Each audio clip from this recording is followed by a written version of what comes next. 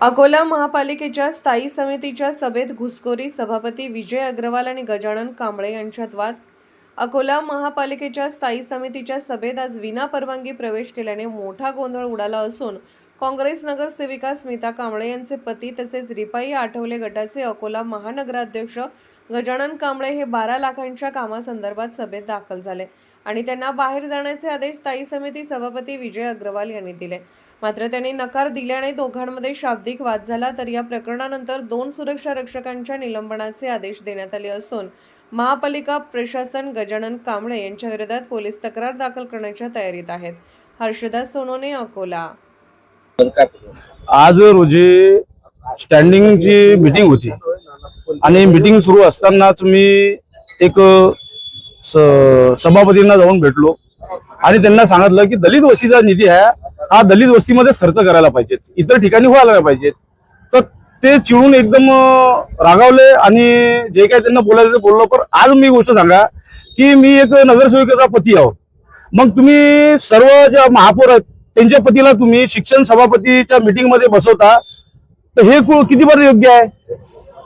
आज 4 दिवस अगोदर शिक्षण स्टँडिंगची मीटिंग झाली, सर्व अधिकारी होते, महापौरचे पती त्यांना अधिकाऱ्यांना प्रश्न विचारतात, त्यांच्याशी सर्व चर्चा करतात।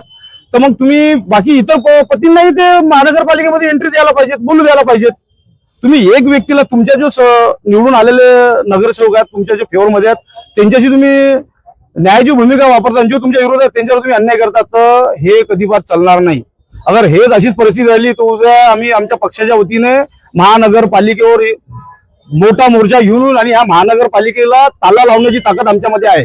पण आम्ही कसं आहे, राज्य घटनेचे आम्ही पायिक आहोत, बाबासाहेबांच्या संविधानाला आम्ही मानणारे लोक आहोत। कायदा हा समानतेचा आहे, प्रत्येकाला समान अधिकार भेटला पाहिजे आणि दलित वस्तीचा निधी हा दलित वस्तीमध्येच खर्च करायला पाहिजे। त्यांना 5.5 कोटी रुपये हे इतर याच्यावर खर्च करत आहेत, तर हे अगर तुम्हाला 5-5.5 कोटी तुम्हाला खर्च करायचे असतील तर दलित वस्तीचा निधी सोडून तुम्ही कोणताही ठराव घ्या आणि त्याच्यातून तुम्ही ते उपलब्ध करा आणि ते खर्च करा। मी हेच बोललो की दलित वस्तीचा निधी आमच्या दलित वस्तीमध्येच खर्च व्हायला पाहिजे। अगर असं मी बोललो असं कोणतं चुकीचं बोललो मी, तर एवढी गरमी आणि एवढ्या गरमाईची भाषा हे त्यांना सभापतीला शोभत नाही।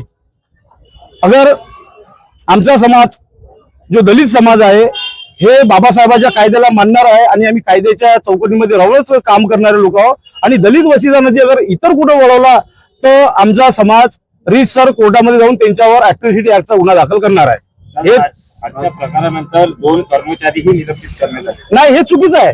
असा काही प्रकार घडलेला नाही आहे। त्यांच्या हरीरावीमुळे त्यांच्या सत्तेचा त्यांना माज आलेला आहे, ते त्यांना माज एक सामान्य जनतेवर दाखवत आहेत आणि कर्मचाऱ्यावर दाखवतात। नाही, उद्या अगर समाजासाठी आणि दलित वस्तीसाठी अगर गुन्हे दाखल झाले असतील तर मी ते गुन्हे घ्यायला मी तयार आहोत, पण त्यांच्यावर मी अॅट्रॉसिटीचा गुन्हा दाखल केलेली सोडणार नाही।